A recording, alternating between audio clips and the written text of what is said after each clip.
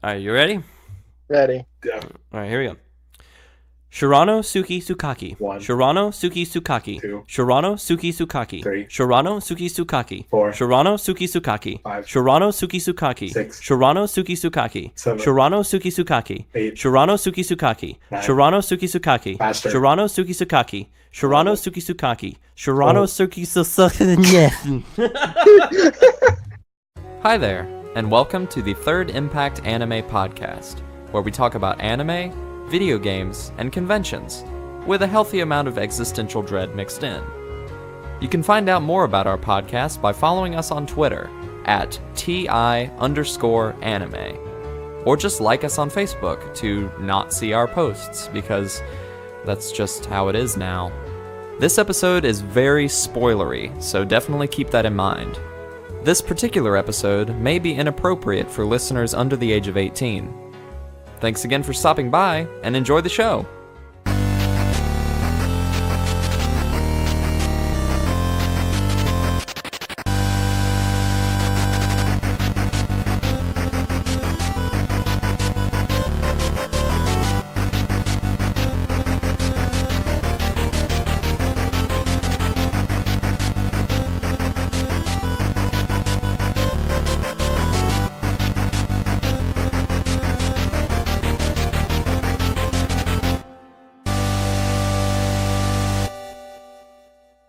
Hello, everyone, and welcome to another episode of Third Impact Anime. Hope you're doing well today. I'm here with the terrific Tobias Hey.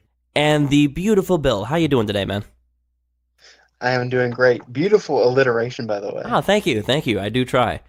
So, Austin unfortunately could not join us today, but we will still make you or give you a very entertaining episode today. So, Bill, since you got Tobias and I kind of wrapped up in this mess, you want to go ahead and explain what's going on today? We're going to be talking about a wonderful OVA from the 90s. That's one way to put it. Exactly. Called Sword for Truth.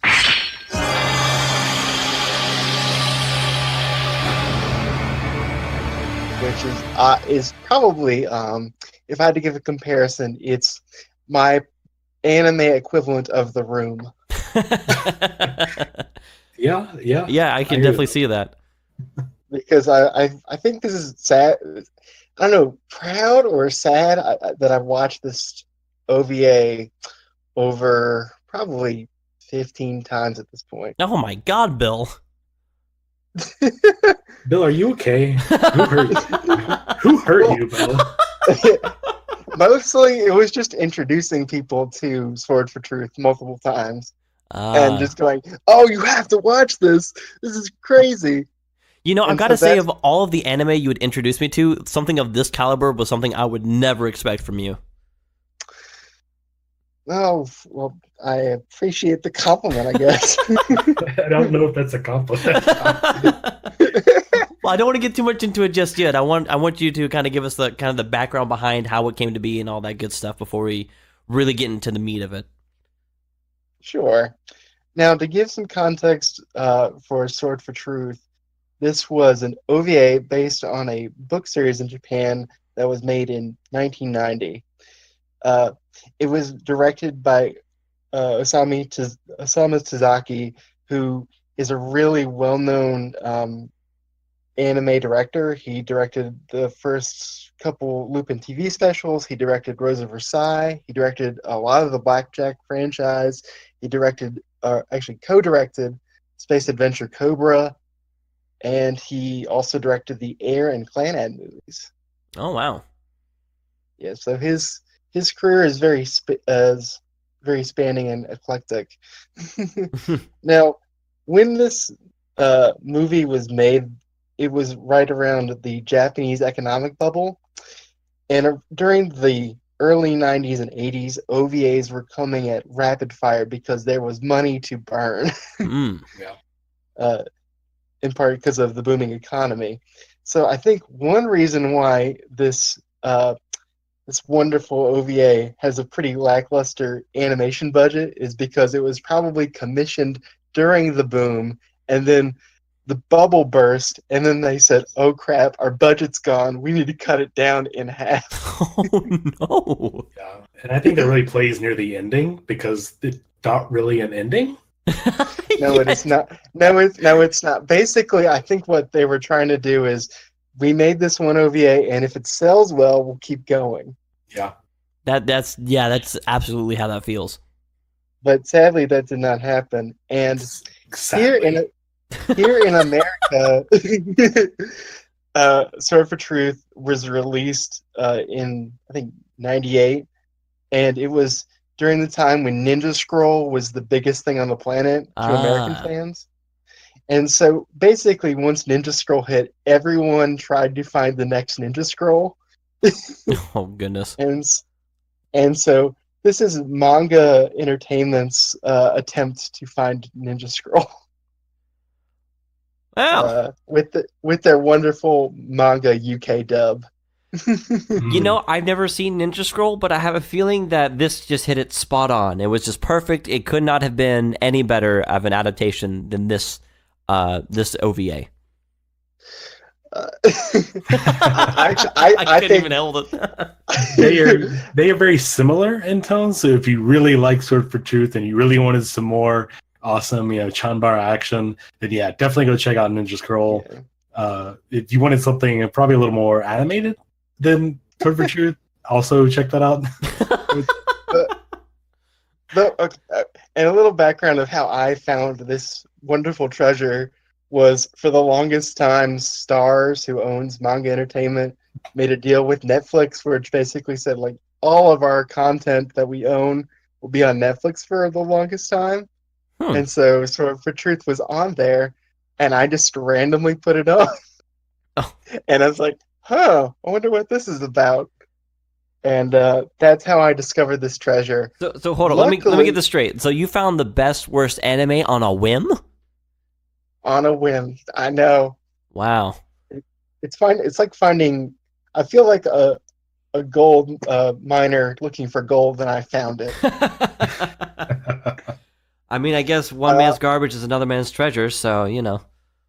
And the last bit is, don't worry. Even though Sword for Truth is off Netflix, no one cares about the rights to this movie.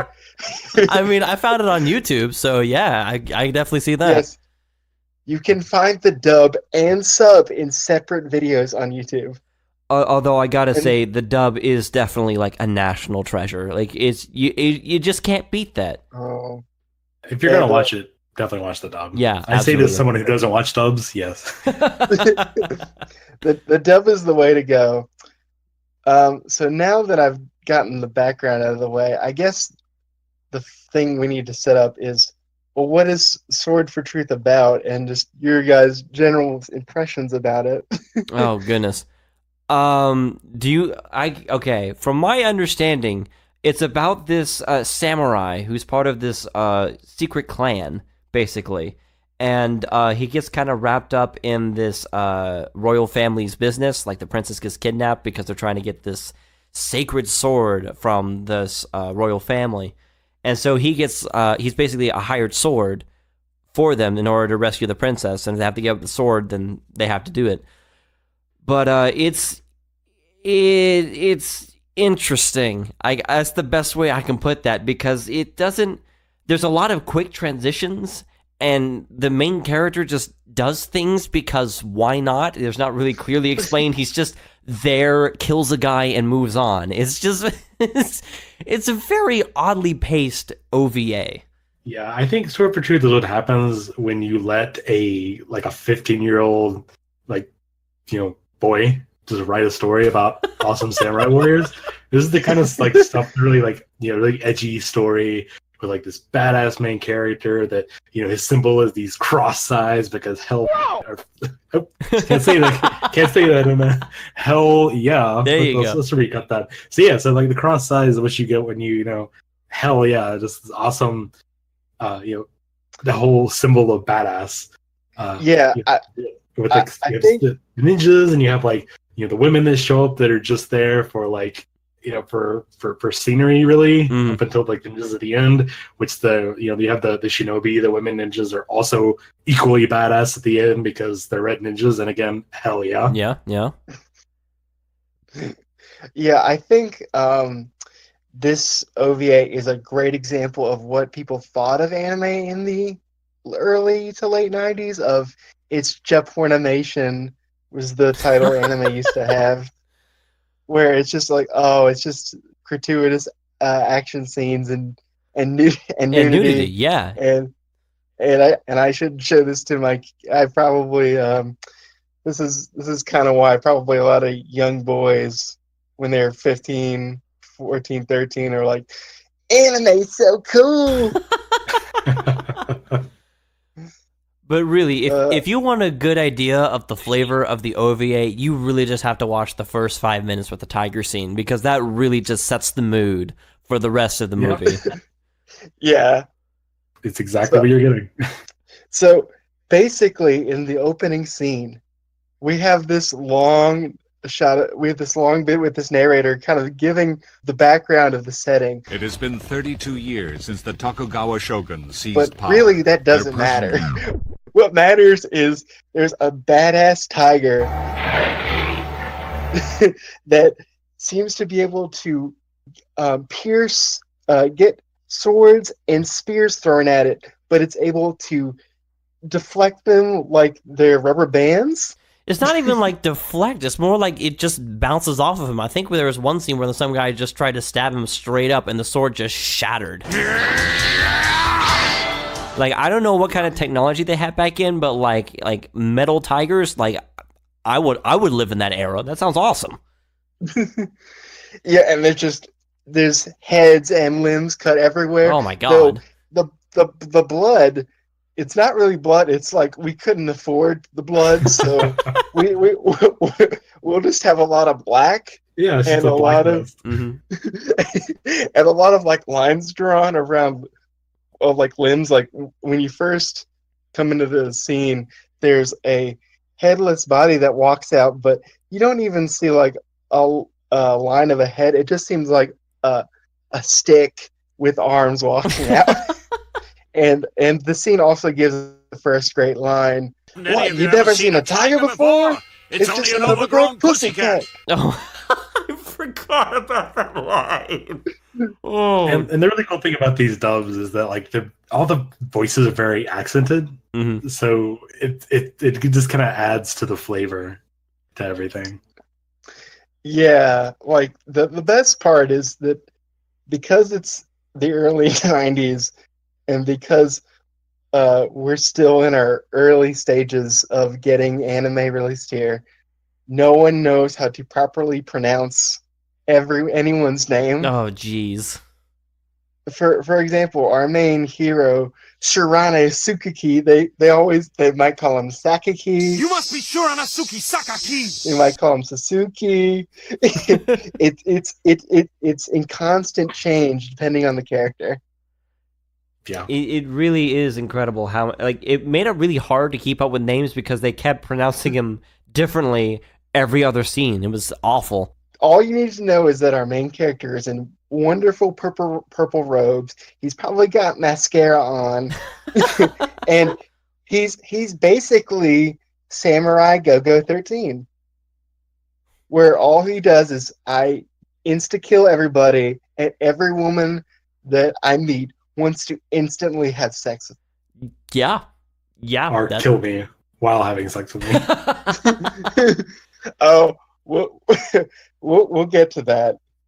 But, so after we deal with the tiger, who's treated like we're given hints like it's some sort of god or something from beyond, but they don't really go into that. We meet this woman who's basically doing a very simple pickpocket, and then as soon as she tries to pickpocket our main character, without a spot, our main character is able to basically rip her clothes off in half Yeah.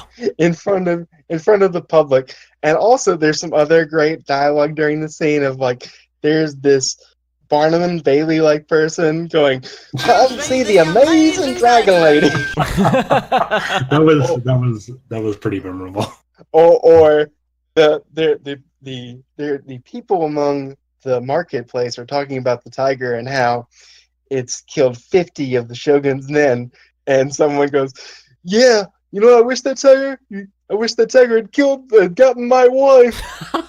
Good. I remember that too. Oh my gosh. Oh gosh. And then and the next scene, she somehow finds him and just goes up into his house. Like she owns the place and sleeps/tries to kill him. Yeah, with basically, I'm going to insert all these lines into the podcast, so don't worry, audience. You're not going to miss a thing. She says, she says, "Well, now, Tsukaki-san, I guess we'll see if your sword can do more than just kill tigers." Oh my god. Yeah. Oh. Again, like a story written by a 15-year-old, like horny teenage boy. A horny, angsty everything. 15-year-old. Yeah. And then she tries to kill him, but he's like, "What's up? I don't care. I don't." You know what? I'm just gonna show you a good time. And then she goes like, "Oh my god, you're amazing." God. Yeah, again, written by a teenage boy. Exactly the type of thing. Let's see. And then afterwards, they What? get attacked because reasons. Because he's a badass wandering samurai, and we can't have that. Apparently. Yeah, so he barely finishes, the act with this woman, Mm-hmm. and immediately after, ninjas show up, in the graveyard that his little room is in for whatever reason. So that's not ominous for him sleeping in the middle of a graveyard or anything. Yeah, he pays like a bunch of gold to his landlord, and like, here's year's rent. And I'm thinking, with that amount of money, you got a pretty crappy place of living, like in a graveyard. It's not that big of a place, so I guess you're just trying to be a badass, I guess. I guess so, but I still can't get over the fact that he just went out there just basically underwear and was like, all right, we'll do this, whatever. Doesn't care.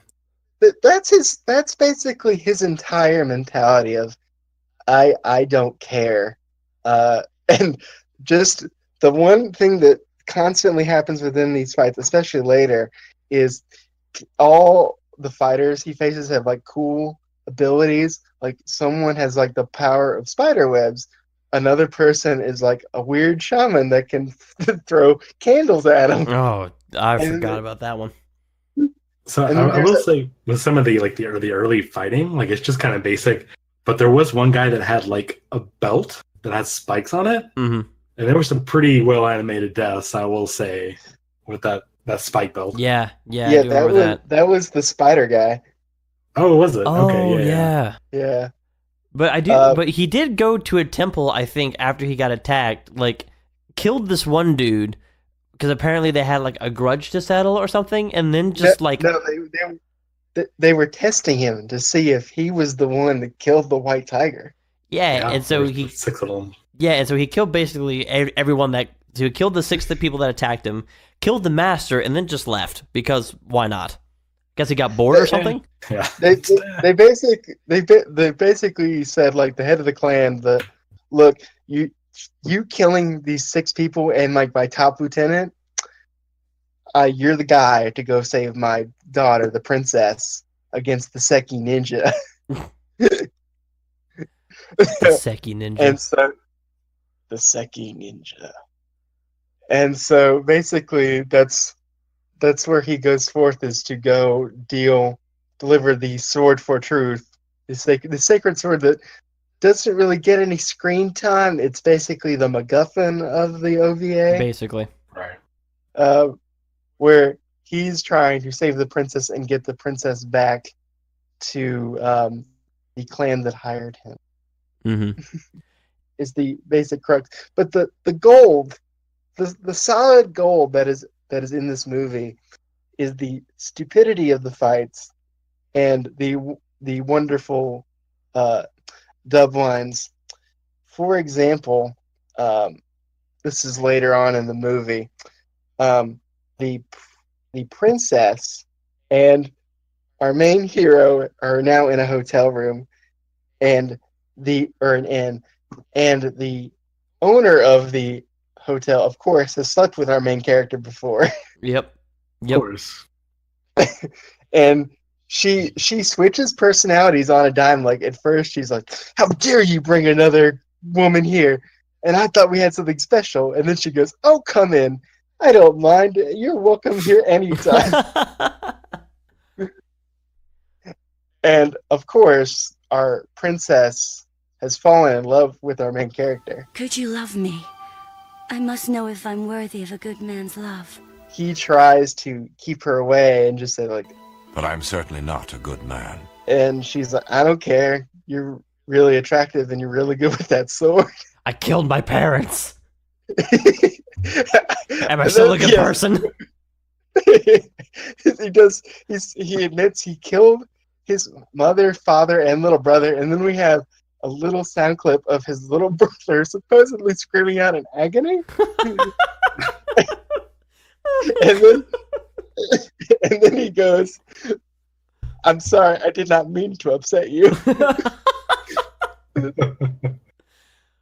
Oh gosh. But probably, and our main antagonist of the movie is Dogen, who's in charge of the Seki Ninja. And the Seki Ninja are basically villains that I would see in a Streets of Rage game,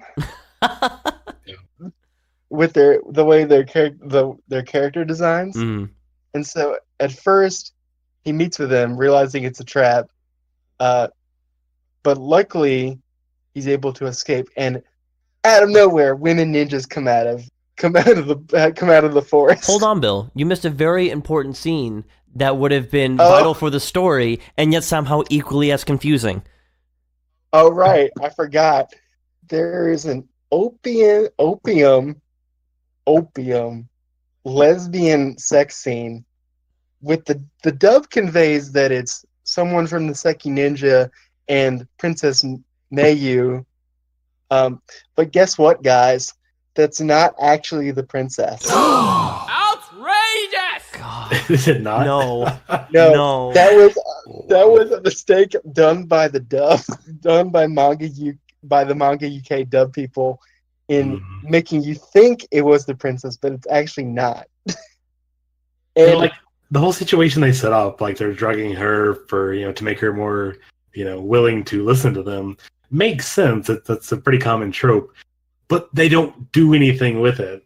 Yeah, No, that's they why it was don't. really confusing when I first saw it, because I'm like, okay, so they're drugging her to get the sword back, but she's still their hostage. Ooh, and he's given them the sword, so why did they do that again?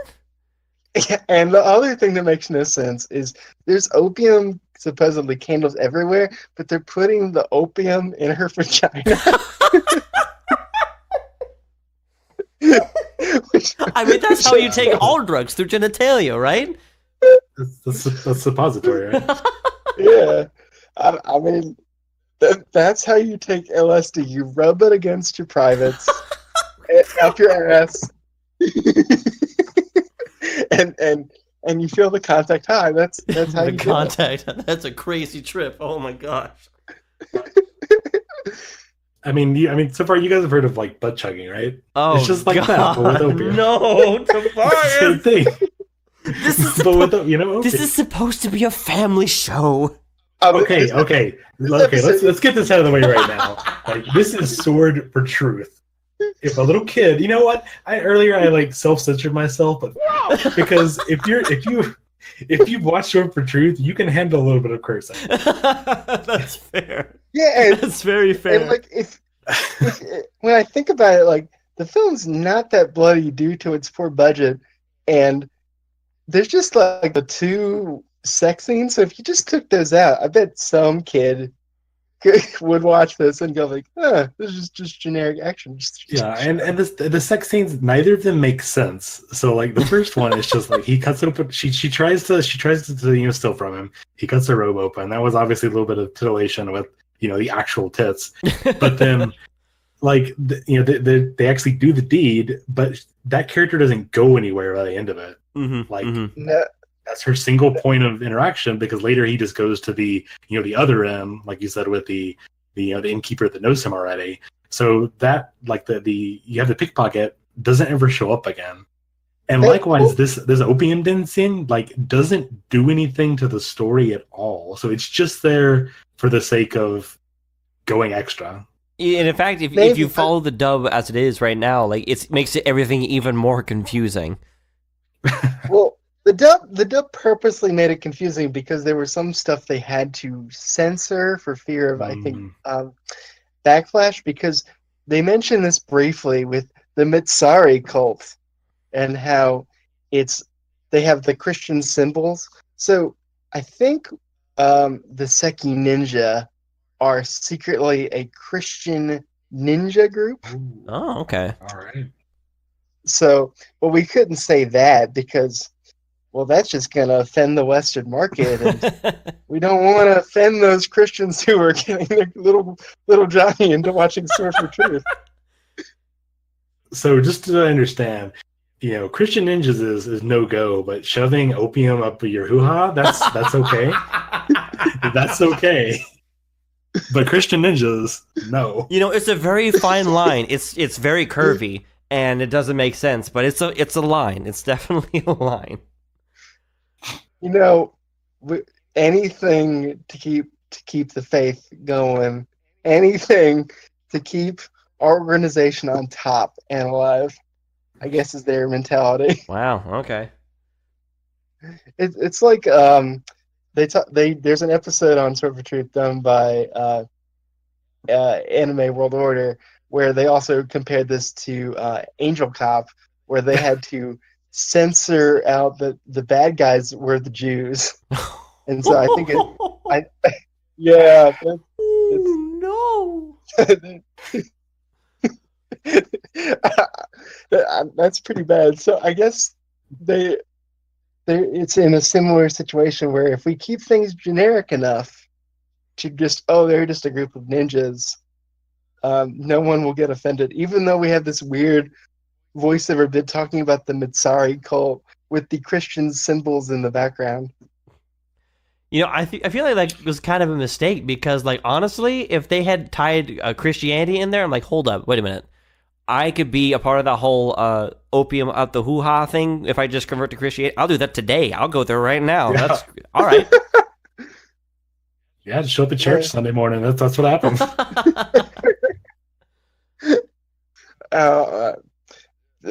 Thank God that, I would be careful considering what we were just talking about. Yeah, that's true. Good thing. I wonder how televangelists would approach this, but we should probably move on to the second big group, which is the women ninjas that come out of nowhere to try and steal the sword and fight Dogen and the Seki ninja. Now, at first, I think this is like the one time where there's some genuine animation going on because they're moving the ribbons around. The swords are flying everywhere. Yeah, I think the whole ribbon action scene was the one notable animation that I noticed.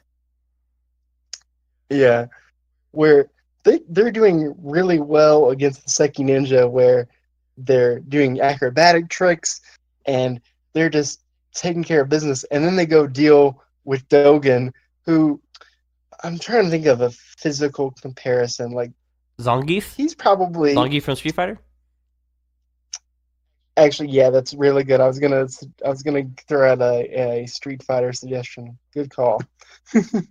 Where at first they struggle with him because he grabs all the ribbons that has kind of confined him, and then swings the women ninjas around like like a piece of candy or a toy, just and around, and then the women ninjas get the upper hand and stab him through the neck, stab him through the stomach, and stab him in multiple places, and they're able to grab the sword. But somehow, some way, he's able to, with his sheer power His and body steam, eats the swords. I've never seen.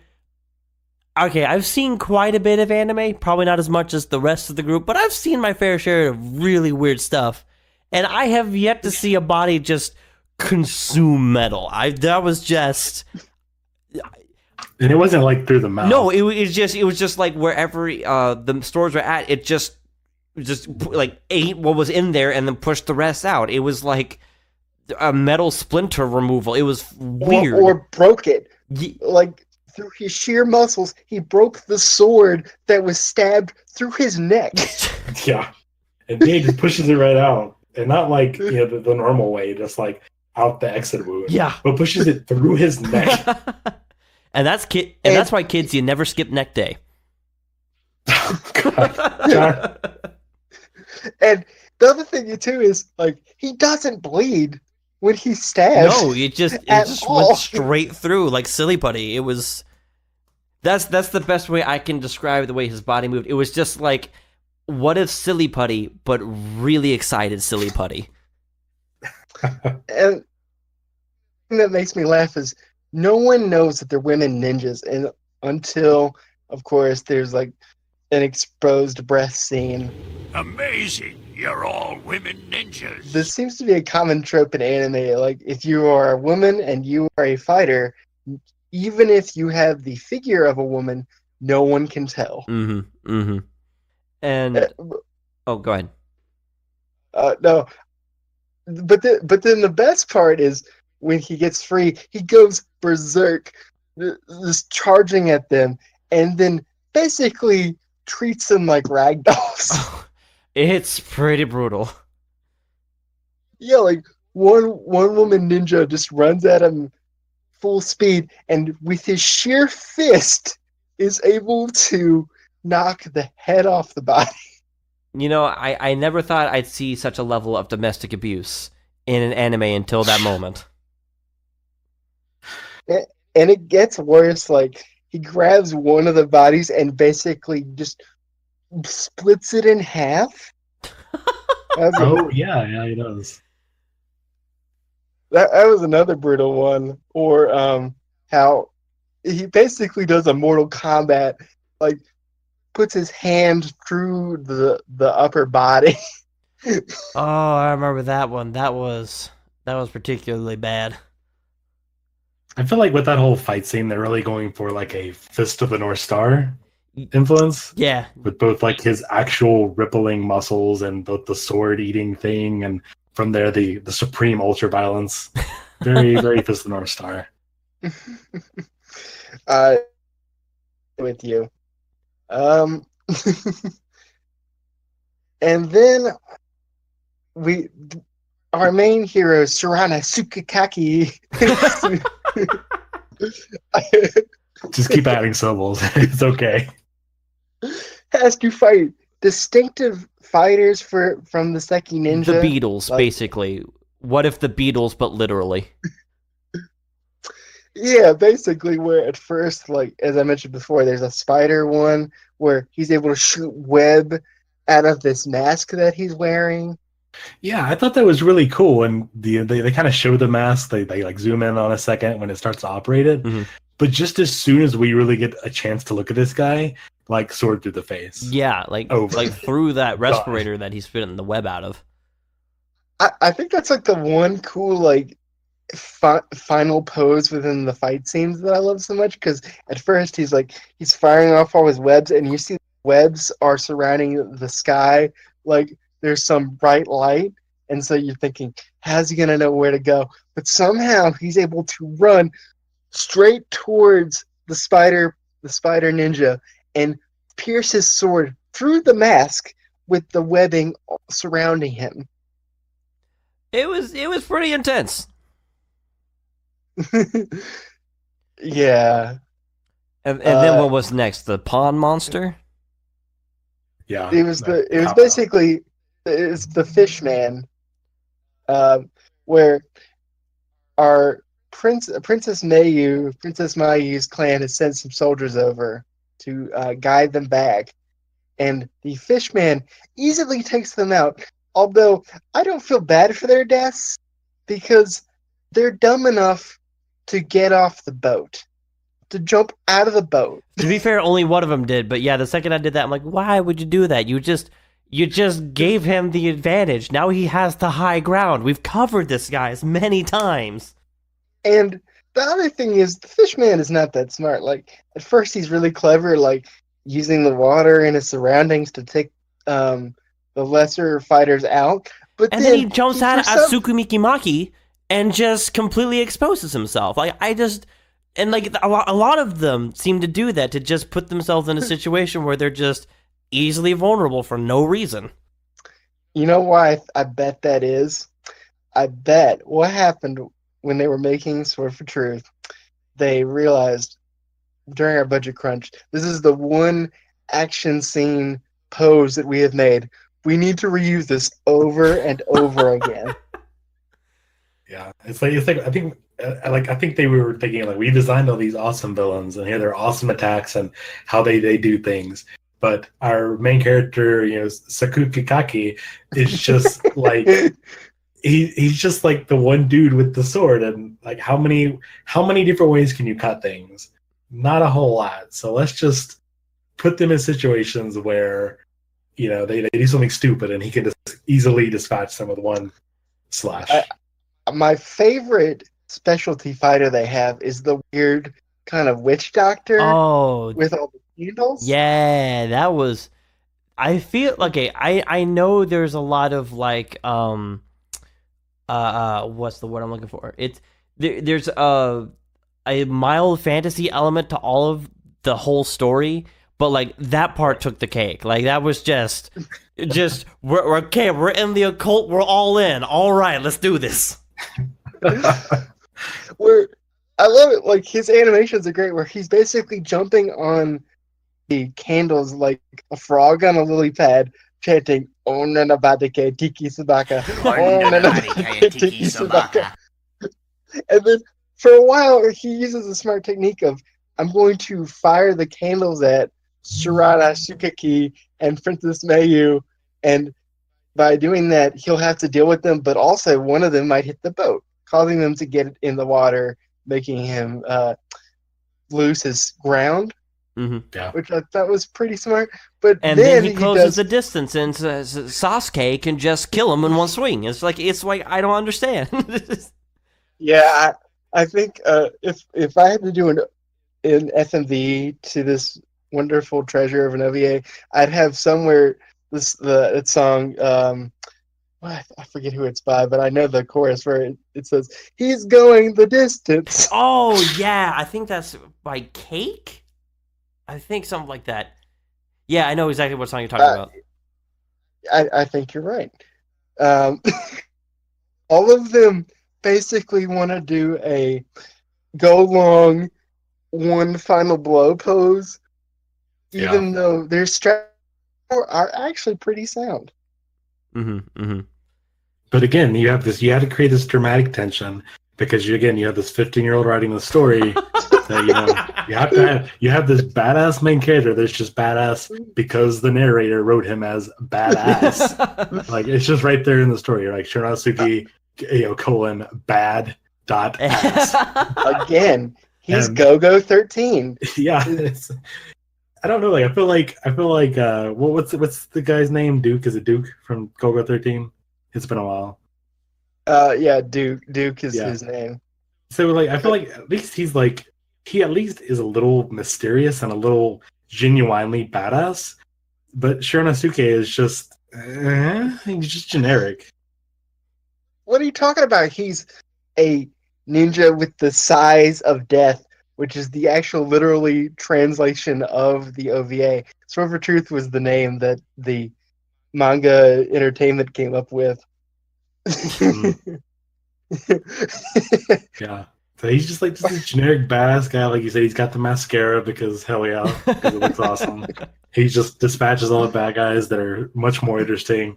Have much better combat techniques than he does because again he's the main character and he does it. Oh, I forgot. We're forgetting one other character trait of Shuranosuke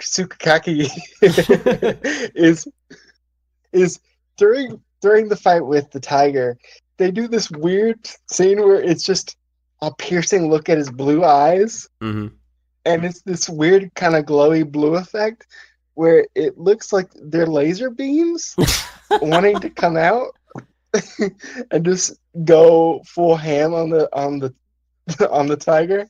So that's his other character trait. But laser eyes. Got it. But back to the story. So what happened next after the candle guy to soy sauce and princess mayonnaise? What happened?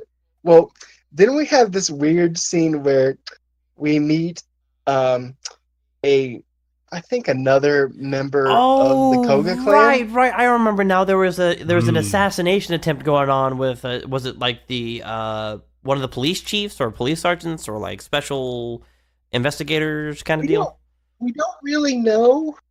The problem is the manga UK dub has limited voice actors, so they reuse the same actors for different characters, which causes confusion. Yeah, you smell of blood. Yeah. So he's walking along the street, our investigator, our Koga ninja lieutenant, and this character that looks straight out of Fist of the North Star is walking by, and our investigator says, "You have the smell of death on you," and that basically means to our Fist of the North Star character, well, I guess I have to kill you now, since you know I truly do. I wasn't sure. Like, I thought that, like, this other ninja guy, I thought he was like a bodyguard for the guy he ends up killing. Yeah, he was a bodyguard double agent kind of thing. Right, like they had sent like, I am here to protect you. And at first, when they have their fight, he's our investigator goes, "Huh, karate, eh? No, jujitsu." Actually, he doesn't even say it like, he doesn't say it like a big, like, awesome, like, comeback. He's just like, oh yeah, no, it's jujitsu actually. It's just a throwaway correction. And I think they added that line because at the time no one knew what jujitsu was. Oh jeez. So it sounds like a mysterious fighting technique. So good on you, Monkey UK dub crew. Yeah, I mean, I think everything in this movie is a mysterious fighting technique. We get right down to it. And so we have our bodyguard / assassin fight this dude, and he brought a Fist of the North Star to a sword fight, which, as you know, means it wins. Yep. Yep. He won. And then our hero is able to return Princess Mew the Pokemon, to back to the Koga ninjas. And at first, it's a bit weird because the head of the clan is dressed in this all-white garb. Yeah. And our hero acknowledges, why are you dressed for a funeral? And his logic, our leader, makes no sense and says, well, because you saw the princess, you have to die. I feel like there should be like a disclaimer at the beginning of the job to be like, oh, by the way, once you see the princess, we're obligated to kill you. I feel like that's a very key point that they kind of like didn't throw out there. I think they wanted to kill him so that way they didn't have to pay him all the gold.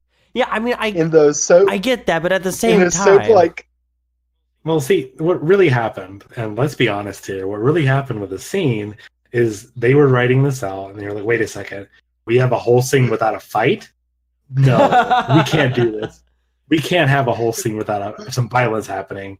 So how can we have violence in this? But So wait, let's I've let already them used a betray lot of swords.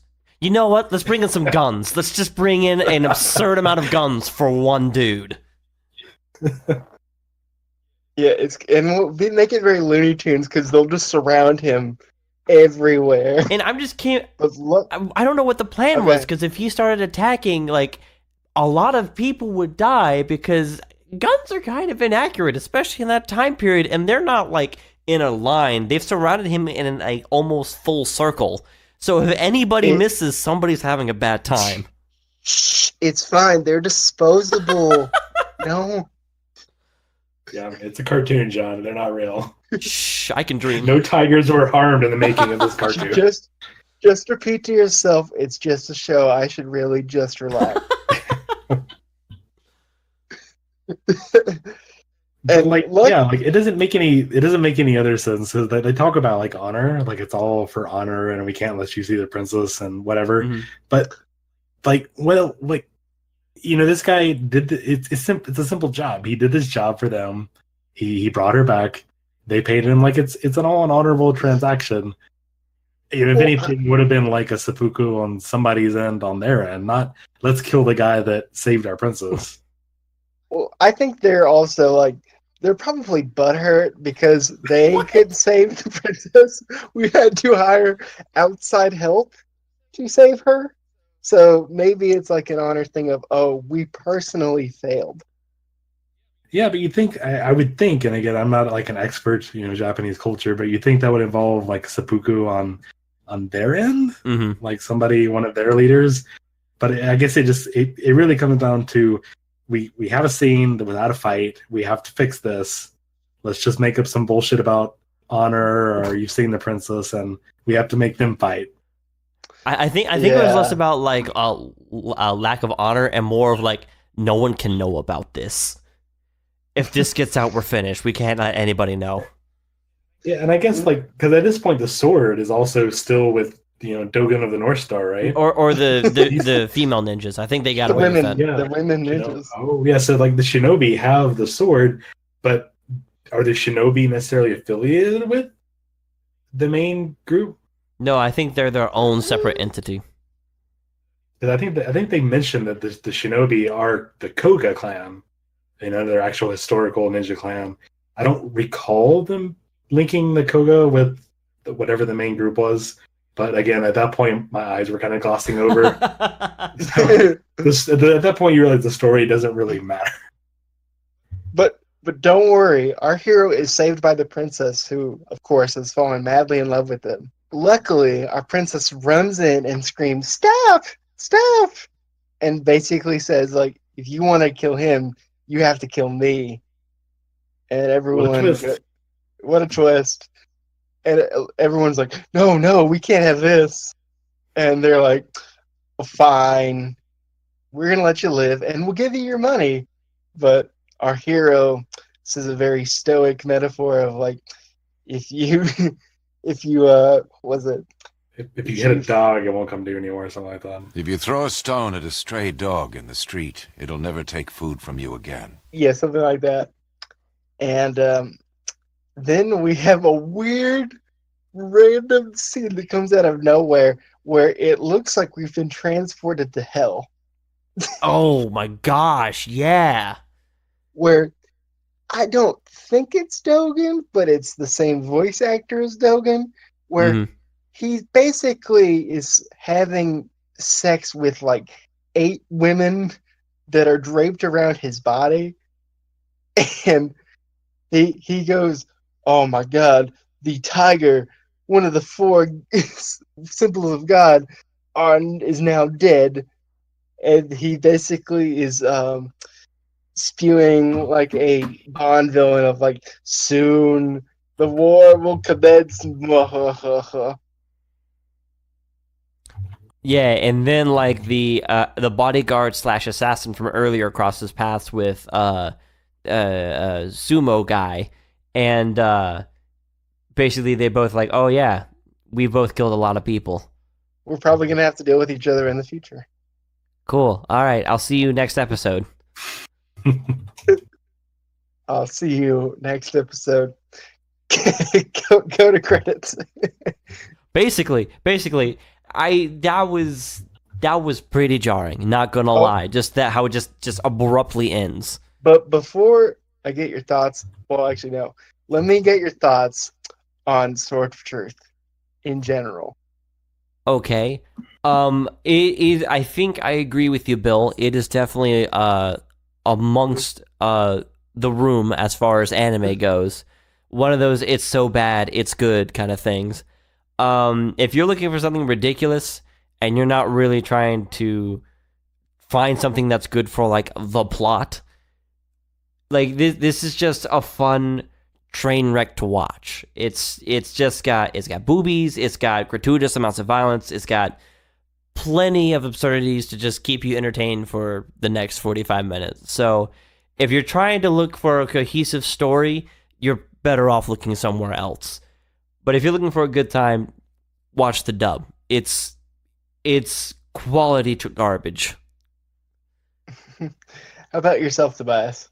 Yeah, I kind of agree with that for the most part. I do like the comparison to The Room. I feel like they're both pretty awful in execution, but they do have very mimetic aspects to their awfulness that do make it entertaining to some degree, which pretty much as John so eloquently said, due to the dub just kind of makes it kind of goofy in a way. The gratuitous violence is really the reason you're watching it, the actual decent part. To that regard, it's really doesn't quite live up to Ninja Scroll. I feel like Ninja Scroll has all of that, but better. But if you're into that kind of like action and that story and the sort of, if you want to watch something, so bad it's good kind of thing, then yeah, I'd say give it a watch. It's only about 50 minutes, I think, in total. Yeah. So it's only not 40. Yeah, it's only like 45 minutes. Yeah, so it's not a huge time investment. So you can still go check it out without worrying. And there's only one. There's only one you got to worry about. But guys, I know you're probably sad that we never got a second episode, but I have an alternative. Uh-oh. There is a live action movie. Oh God, Bill. Called, yes, it's true. Called Legend of the Dragon. What does that have to do with anything? it doesn't. I have seen the live action movie because that's how far my love of Sword for Truth goes. Now I have to say the live action movie is very disappointing compared to Sword for Truth, the anime. Oh. It's not as fun, though there is two great things about the live action movie.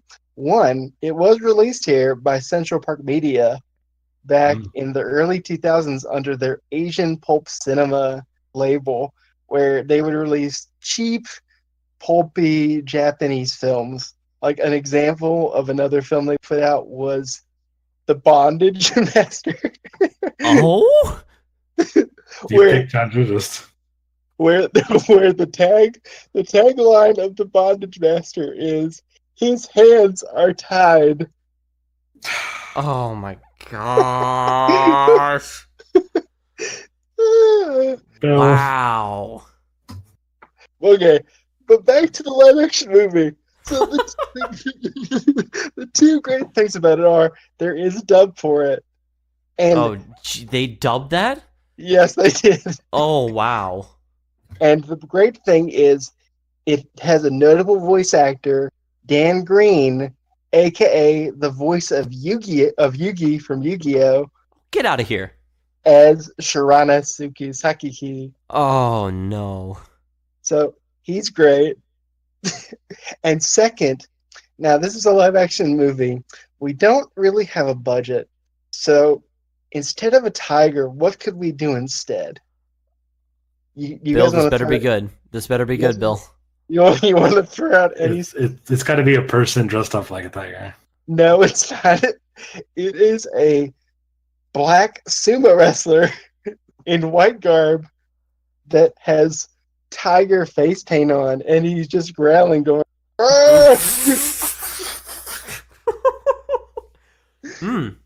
Wow, that just screams production value right there. Yeah. Japan, no. So Ooh. the rest of the movie is not that memorable. Like, it takes some pulpy elements from other things. Like, there's like a temple, and it's got a Temple of Doom type of vibe, but Mm. it's not as fun as the anime. So I would just recommend to everyone, go watch Sword for Truth. No one cares about the rights for this thing because it's on YouTube. It's been on there for like 3 to 4 years now. If it's not been a year, the licensor does not care. Um, and I hope, even though we pretty much talked about everything in Sword for Truth, that you, dear listener, would want to go, I can't believe that this movie is that shit crazy. I need to check this movie out for myself, and I hope you enjoy it. Absolutely. I know that. I'm sure we all did to some extent. I think you, Bill, more than us two, but it was still a good ride. I don't regret watching that. I would say, like, this is my guilty pleasure of anime. I think this is a better this is a better guilty pleasure than some other shows. I will say that Sword for Truth will increase your appreciation for every other anime ever made. And it'll also make you appreciate Funimation dubs and how they have people complain that Funimation gets the same voice actors over and over again, but they can actually act. Like the people in the manga UK dub, which it's not their fault. They were probably very new to anime at the time and didn't really know how to approach it. What are you trying to say, Bill? You don't want to see like the crazy snake lady? You gotta go see the crazy snake lady. I don't know if I'd really want to.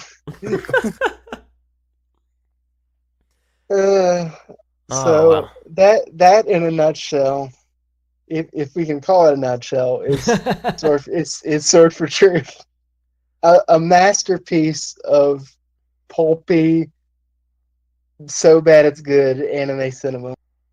A classic anime of its time and fun for the whole family. Yeah. So Some family. since we're nearing the end, why don't we go out with some plugs? All right.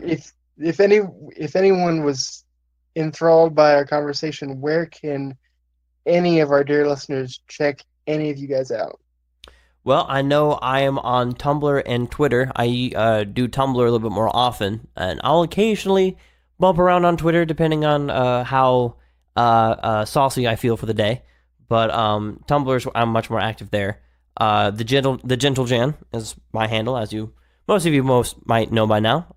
Tobias, you go by Reverend Tobias, is that right? Yep, I'm on Twitter as usual, way too much. At Reverend_Tobias. And I am WB Foreman 999 on Twitter. I love my Twitter handle because it's the perfect example of an AOL screen name. Yep. So if you also enjoy our content, go check out our past episodes. We've done stuff on romance. We did an episode recently on Devilman Crybaby. We've also write really good articles on Third Impact Anime.wordpress.com, which I highly recommend. And if you like us, give us a rating on iTunes or on the Google Play Store. That also really helps as well. Again, you can find Third Impact on other social media, on top of the WordPress at Facebook, Third Impact Anime, and also at Twitter at TI_anime. Yeah, and we also do video games as well. Ryan and I do our Two Guys in Video Game segment. We've actually got one coming up pretty soon that we're going to be doing on Monster Hunter. So check that one out, coming up soon. Boy. Ooh, you can talk about how it's so addicting you just cannot leave the couch. From everything I've read and watched about Monster Hunter, it's you just can't stop. Listen, you don't want to start me on Monster Hunter right now. We're already getting close to an hour, and I could easily go on for another 2 just on that topic alone. So I'm going to save that for the podcast episode. I think we'll have to bring Ryan in on that, and let you guys just talk forever. He'd be very upset if I just went off without him. I don't want to get Ryan to miss out on the Monster Hunter talk. So from everyone at Third Impact Anime, hope you enjoyed the episode, and we'll catch you later. Take it easy, guys. Take it easy, guys. Take it easy, guys. Take it easy, guys. Take it easy, guys.